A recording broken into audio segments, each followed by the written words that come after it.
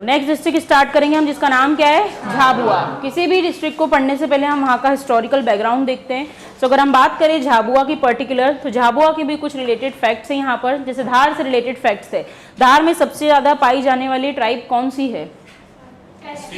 ST. सबसे ज्यादा ST अगर आपको एमपी में कहीं देखने को मिलेंगे तो वो कहाँ देखने को मिलेंगे? धार में देखने को मिलेंगे। वैसे ही झाबुआ से रिलेटेड भी कुछ ना कुछ फैक्ट्स आपको देखने को मिलेंगे। तो झाबुआ से रिलेटेड फैक्ट्स बता दो सबसे पहले। Very good. सबसे कम शेड्यूल कास्ट लोग आपको कहाँ देखने को मिलेंगे? झाबुआ में देखने को मिलेंगे। इसके अलावा उसके अलावा क्या फैक्ट है यहाँ पर बोलो? परसेंटेज वाइज भी सबसे कम आपको यहाँ क्या देखने को मिलेंगे? शेड्यूल कास्ट देखने को मिलेंगे। तो ये फैक्ट है जो कि आपको यहाँ पर याद रखना है रिलेटेड टू एसटी। नेक्स्ट अगर हम बात करें झाबुआ की, तो झाबुआ के एंशियंट टाइम में यहाँ पर भील रूलर जो है वो रूल किया करते थे, जिनका नाम क्या था? कुसुमार। कुसुमार के बाद आने वाले समय में आपको यहाँ पर राठौर डायनेस्टी देखने को मिलेगी, जिसके अंदर एक किंग थे जिनका नाम था किंग जोधा, और किंग जोधा के ही सक्सेसर बन के आएंगे जिनका नाम रहेगा कुंवर केशव दास। ये कुंवर केशव दास जो है, इन्होंने ही 1584 में यहाँ पर झाबुआ का क्या किया था? स्टैब्लिशमेंट किया था। प्रॉपर यहाँ पर झाबुआ जो है एक प्रिंसली स्टेट के रूप में तभी उभर कर आया था, और वो कौन से रूलर के अंडर में था? कुंवर केशव दास।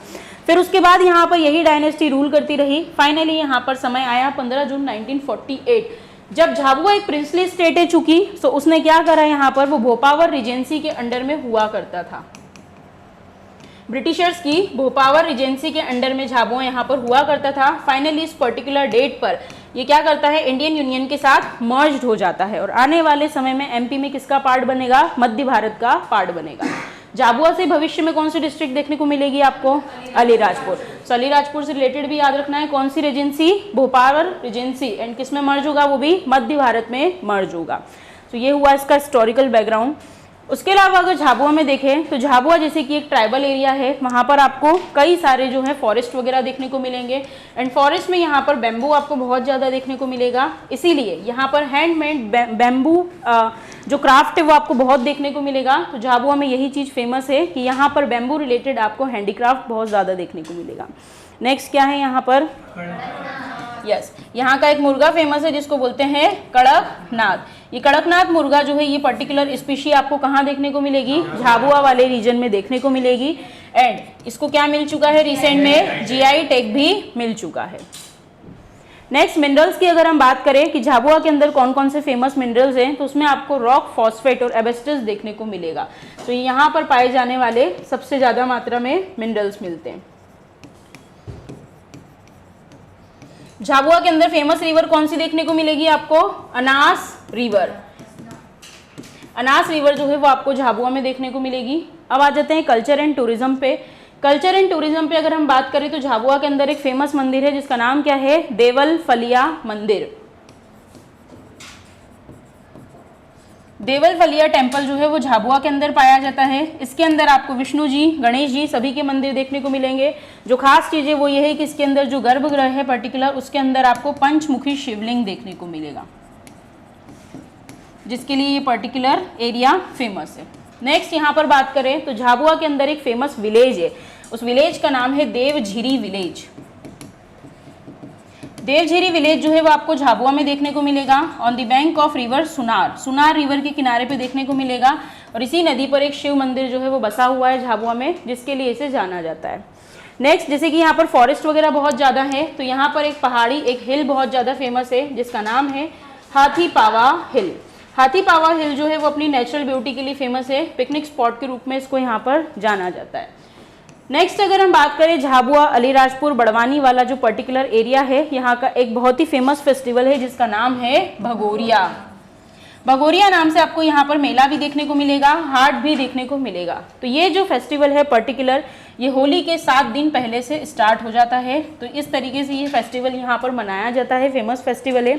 3 स्टेजेस में आपको ये देखने को मिलेगा, जिसके चलते पहली स्टेज का नाम क्या है? गुलालिया। उसके बाद अगर हम बात करें तो नेक्स्ट स्टेज का नाम क्या है? गोल गधेड़ो। एंड थर्ड स्टेज को बोलते हैं उजड़िया।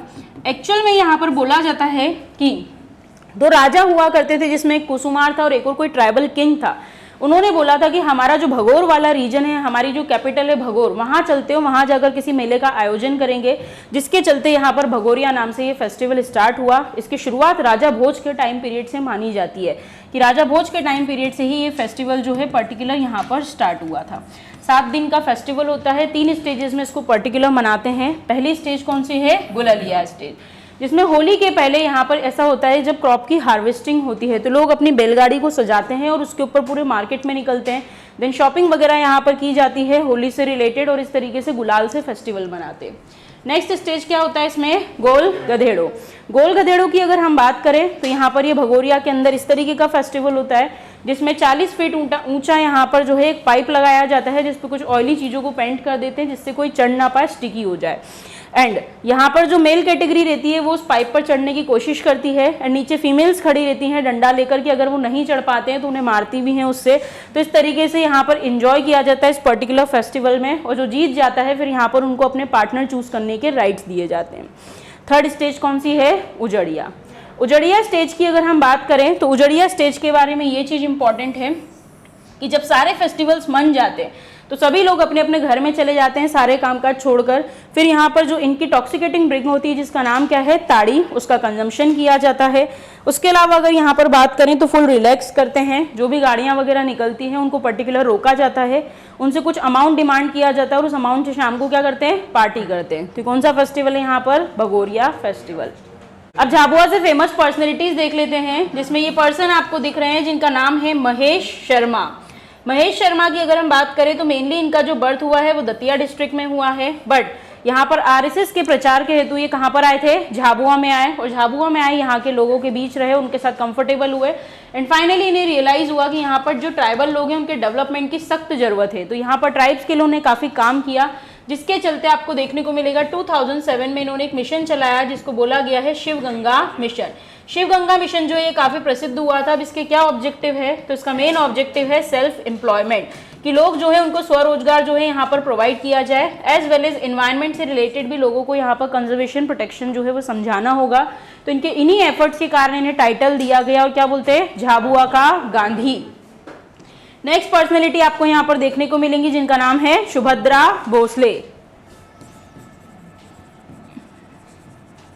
अब अगर हम बात करें यहाँ पर सुभद्रा भोसले की, तो सुभद्रा भोसले जो हैं वो मेनली यहाँ पर झाबुआ से नहीं है, इनका बर्थ ग्वालियर में हुआ था, बट ये यहाँ पर एक एजुकेशनल इंस्टीट्यूट है जिसका नाम है थांदला इंस्टीट्यूट। इस थांदला इंस्टीट्यूट के अंदर यहाँ पर एक स्पोर्ट्स टीचर के रूप में अपॉइंट हुई थी एंड आने वाले समय में ये क्या बनी है? यंगेस्ट वुमेन एम्पायर बनी है एमपी से, जिसके लिए इन्हें जाना जाता है एंड ऑल्सो फ्रॉम इंडिया।